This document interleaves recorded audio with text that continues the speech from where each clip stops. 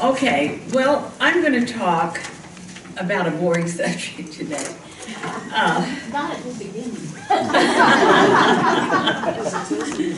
Well, one of the most popular and helpful books available for writers is one called Techniques of Selling Writers by Dwight Swain. I don't know if any of you have read that or not, but it is well worth reading.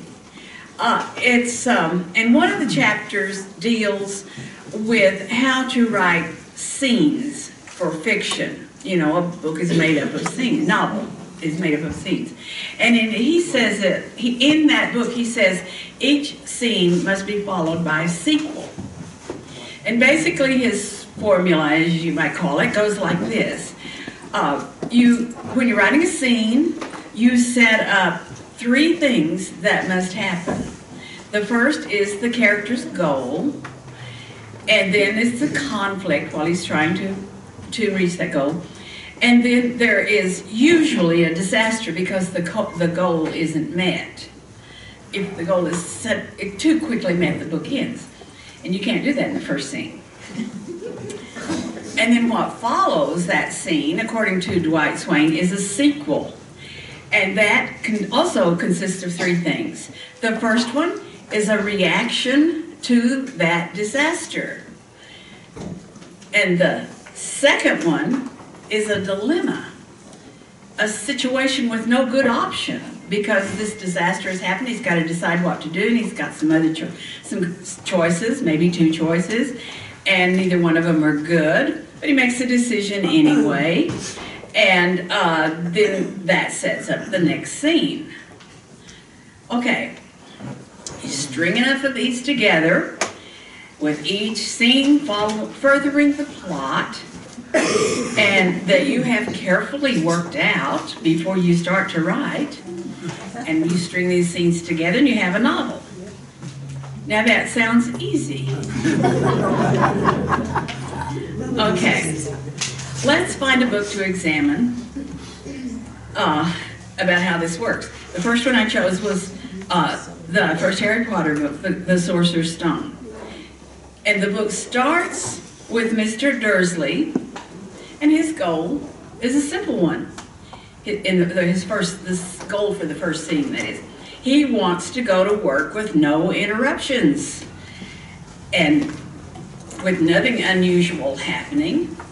And he especially doesn't want anyone to know that he has a relative whose last name is Potter. Okay, but the conflict starts early when he sees something unusual. He sees people in cloaks whispering to each other about the Potters. Actually, he's not related to them. His wife is related to him, but he's embarrassed by them. And Mr. Dursley is filled with fear that people will find out that he's related through marriage to the Potters. And disaster, in this case, comes about slowly, when several odd things with owls and cats and a hug from a stranger happen, and then other things that hint that the Potters are going to appear and disrupt his quiet world. Okay, that's his disaster. And then the sequel follows, and Mr. Dursley's reaction is to try to avoid all the signs of something magical on the horizon. And then he's faced with a dilemma. When more and more magical signs appear in the neighborhood, should he panic and assume the Potters are coming?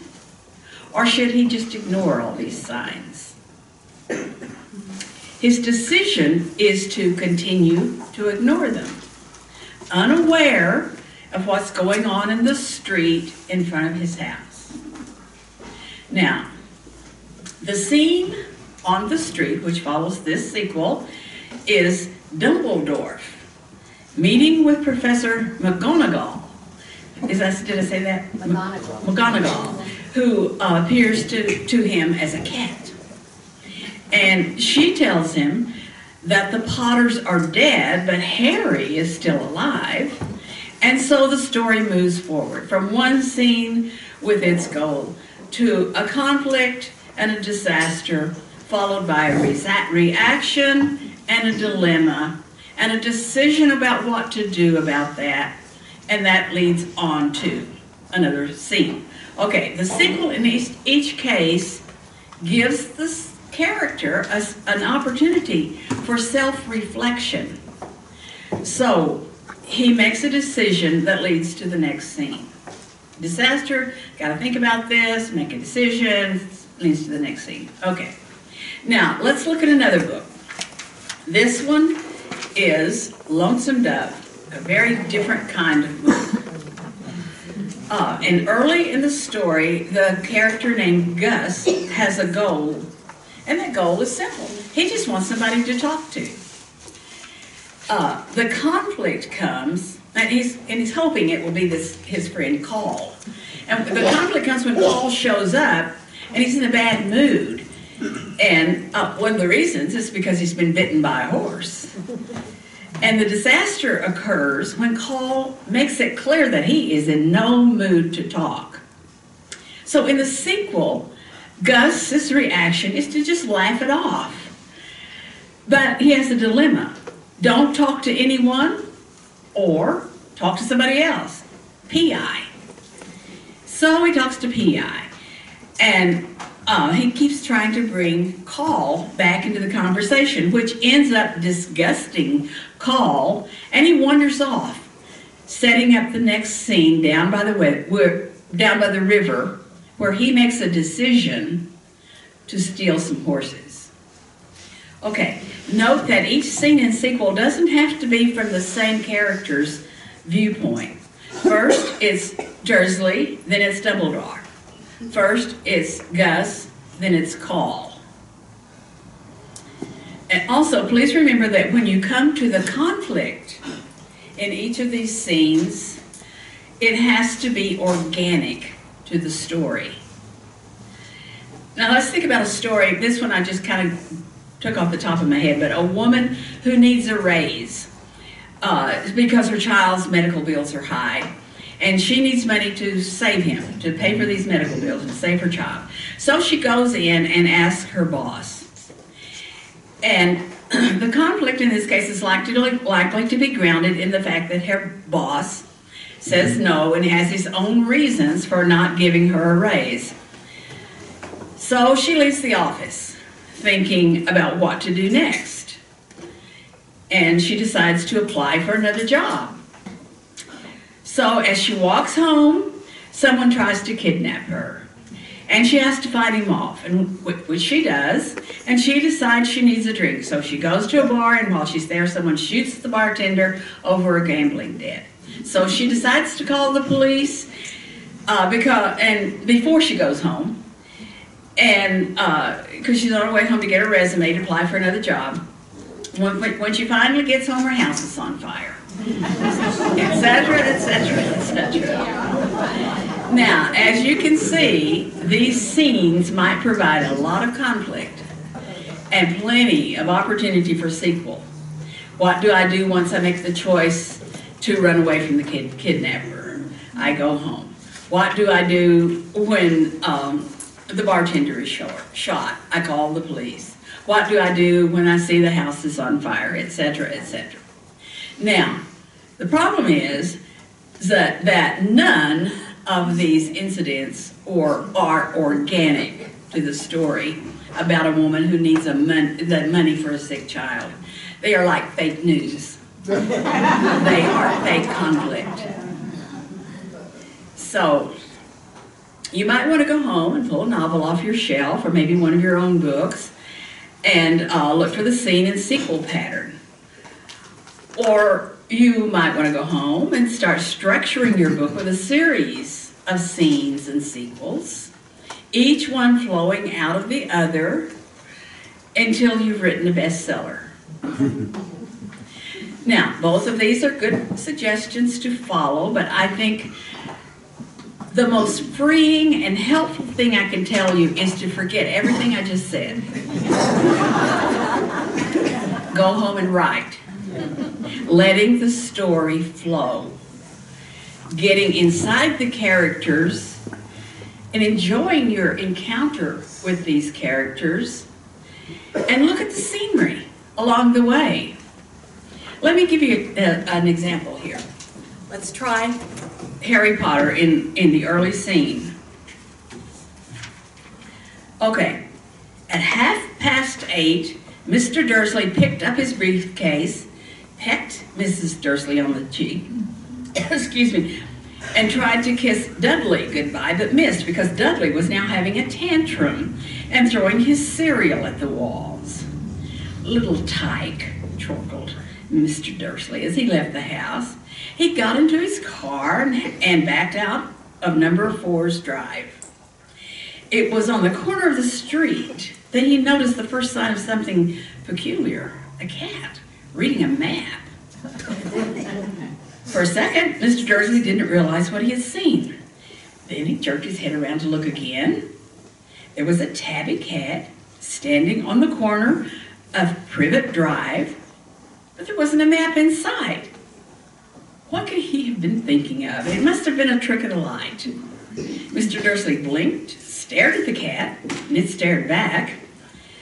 As Mr. Dursley drove around the corner and up the road, he watched the cat in his mirror. It was now reading the sign that said Privet Drive. No, he was looking at the sign. He couldn't read maps or signs.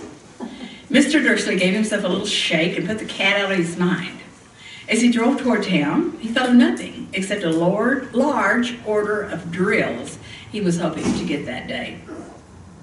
But on the edge of town, drills were driven out of his mind by something else. As he sat in the usual morning traffic jam, he couldn't help noticing that there seemed to be a lot of strangely dressed people about. People in cloaks. Mr. Dursley couldn't bear people who dressed in funny clothes. The get-ups you saw on young people, he supposed this was some stupid new fashion. He drummed his fingers on the steering wheel, and his eyes fell on a huddle of those weirdos standing quite close by. They were whispering excitedly together. Mr. Dursley was enraged to see that a couple of them weren't young at all. Why, that man had to be older than he was, and wearing an emerald green cloak. The nerve. Silly stuff. These people were obviously collecting for something. Yes, that could be it. The traffic moved on, and a few minutes later, Mr. Dursley arrived at the Grunnings parking lot, his mind back on drills. Mr. Dursley always sat with his back to the window in his office on the 9th floor. If he hadn't, he might have found it harder to concentrate on drills that morning. He didn't see the owls swooping past in broad daylight, though people on the street did. They pointed and gazed open-mouthed as owl after owl sped overhead. Most of them had never seen an owl, even at nighttime. Mr. Dursley, however, had a perfectly normal owl-free morning. He yelled at 5 different people. He made several important telephone calls and shouted a bit more. He was in a very good mood until lunchtime, when he thought he'd stretch his legs and walk across the road to buy himself a bun from the bakery. He'd forgotten all about the people in cloaks until he passed a group of them next to the baker's. He eyed them angrily as he passed. He didn't know why, but they made him uneasy. This bunch was whispering excitedly, too, and he couldn't see a single collecting tin. It was on his way back, past them, clutching a large donut in a bag, that he caught a few words of what they were saying. The Potters. That's right. That's what I heard. Yes, their son Harry. Mr. Dursley dropped dead. Stop. Excuse me. Stop. Stop dead. Fear flooded him. Bookends. He looked back at the whispers as if he wanted to say something to them. Dilemma, he's making a choice. But he thought better of it. Okay. Now,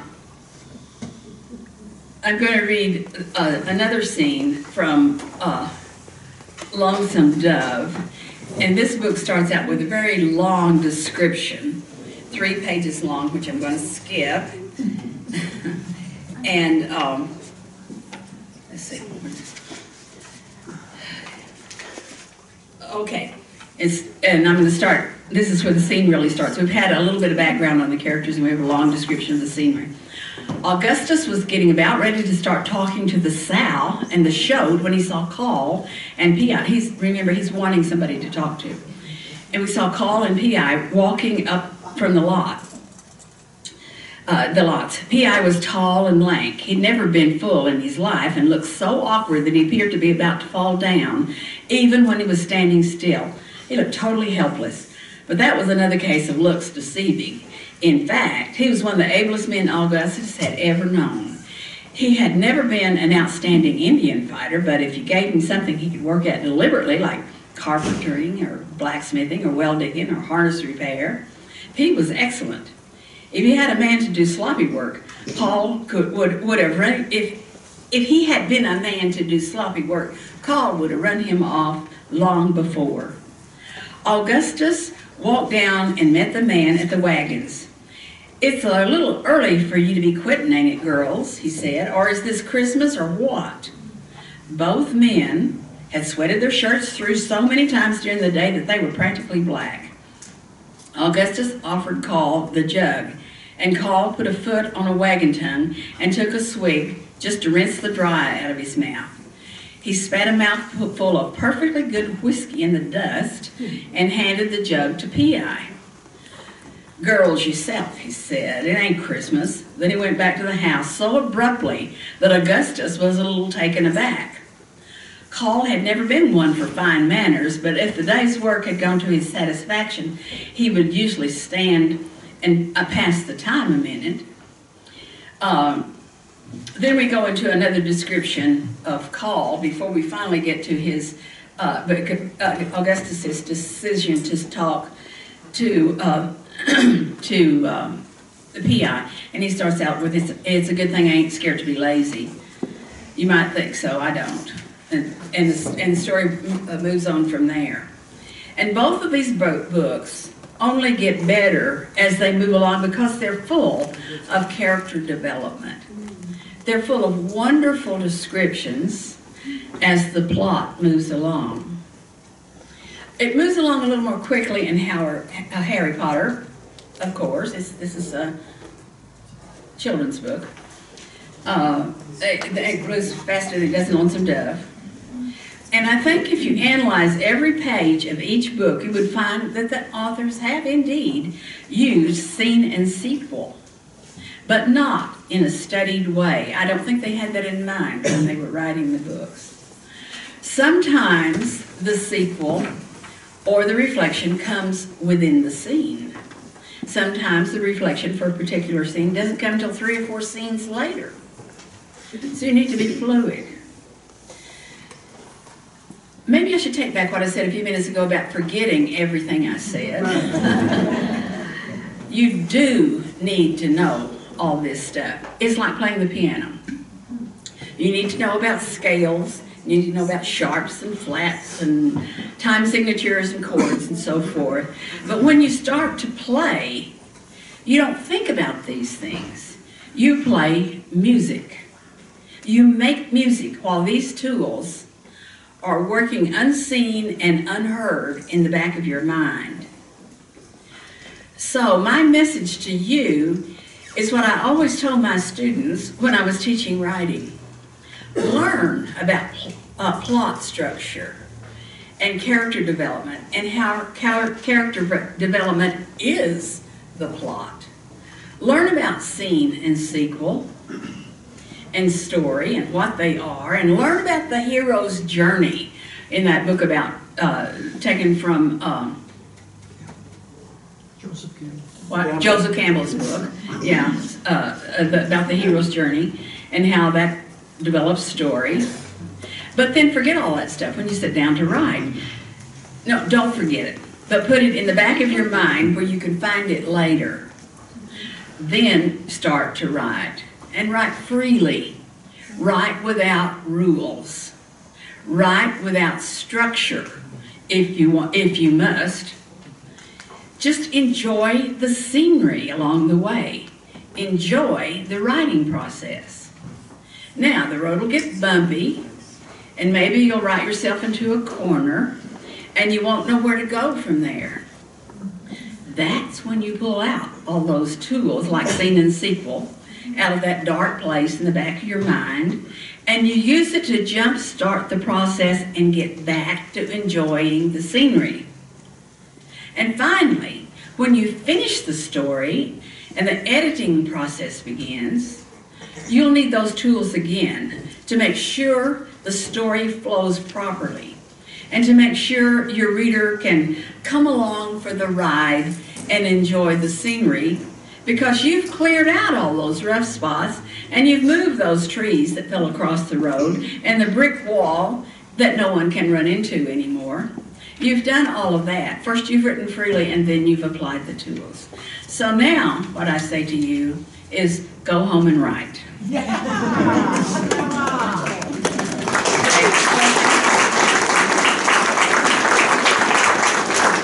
have questions, I'll try to answer.